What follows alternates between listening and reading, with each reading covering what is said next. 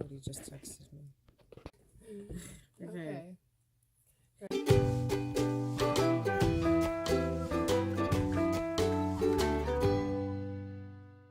SS Gentleman, Dean Alejandro, and Alexa. And here we are for our last video of Dibs, which is Dean's incredible birthday, now belated surprises. Yeah. Alright, so we did something a little different for my last gift. I actually got my last doses of testosterone delivered since I'm now my current prescription, since I'm living in a different county now. But regardless, I still went to vote, so the best present of all. Thanks, FedEx. Thanks, FedEx. It's my first time opening it. I think this is 3 months worth. Oh yeah. And thank you for the needles. You're welcome. I know I need those. It's my birthday present. Poke you in the butt. They're all back. I'm not gonna open them because we're about to go on our honeymoon. So. We need to keep them nice and safe how they are. Yeah. Okay. And now our final question this week is what to do when your partner pushes you away during the transition.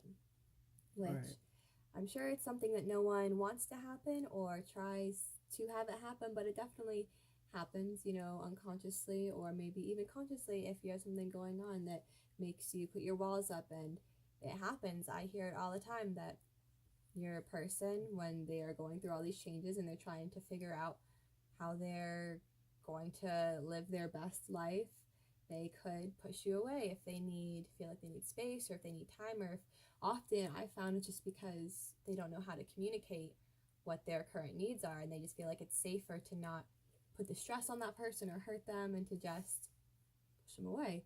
Mm-hmm. And from the partners or my perspective, it can kind of be taken as, you know, you're being so supportive and you're trying to do everything you can to help, and then they push you away. It's like, why aren't you getting what you're giving? And it's just kind of a thing where you have to realize that, you know, they're going through so much of their own pressures and changes that, of course, they want to be there for you, but they probably don't even realize that they're focused on themselves. They probably don't even realize that you're feeling pushed away because they're trying to figure out what's going on in their head before they can even begin to see how it's affecting you, which is not always a great thing, but it's just something that happens. And if you're feeling pushed away or left out or left behind or not in the loop, or like your partner's closed off, just talk to them. I feel like that's our common theme every week, is just talk about it. That's always what it ends up coming down to, is communicate.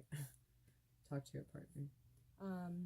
And partners that are transitioning, if you feel like you are having to hold back from telling things to your person, or are afraid or nervous or worried, and it makes you closed off and not express your feelings, and if you can feel that, if you can consciously feel that's happening, and you probably don't want it to be happening, but you don't know what to do, just sit down and talk to your partner. It's not going to be the end of the world, and it's not bad or negative on you either if you step up and you admit, hey, you know, I know I've been focused on myself, and I'm sorry if you felt pushed away. How can we come together to fix it? It's not a bad thing. It's not anything you did on purpose or anything that you wanted or tried to do. It just happens. So your transition affects two people. It's two people, you know, both being affected by it. So it's important to talk and make sure that each person knows how each other's feeling.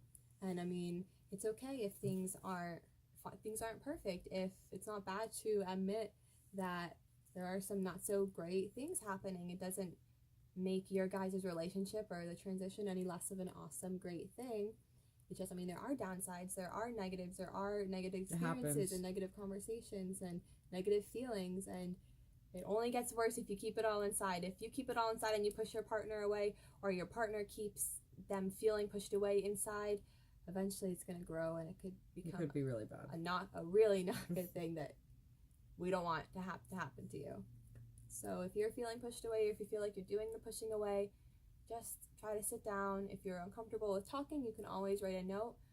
Sometimes we've done that just to get to write out your feelings and read them and edit them. Instead of, you know, having to have the conversation, you just write it down and then give it to the other person. As long as you get that message across and you're able to establish, hey, you know, we're going to talk about things and this is how it is. It needs to be talked about. You can't worry about the other's reaction or worry about anything else. The fact of the matter is that the conversation needs to be had. And it'll So. make you both feel better. Yes. So that was our last question for our Dibs series. If you haven't checked out any of the other episodes that we did, we have a little playlist for it. But Yay. in the meantime, by the time you guys are watching this, we are going to be getting married. So, or before, I guess before it's going to be. So by the time this video comes out, we're going to be freaking out a couple hours before the ceremony. And then we are going to be going out of town.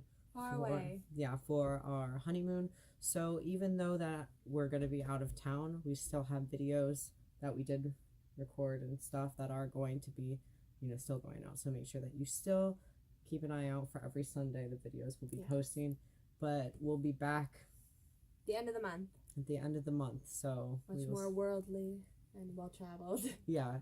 In the meantime, Sleepless. You can check me out or check us out on facebook.com/softservegentlemen.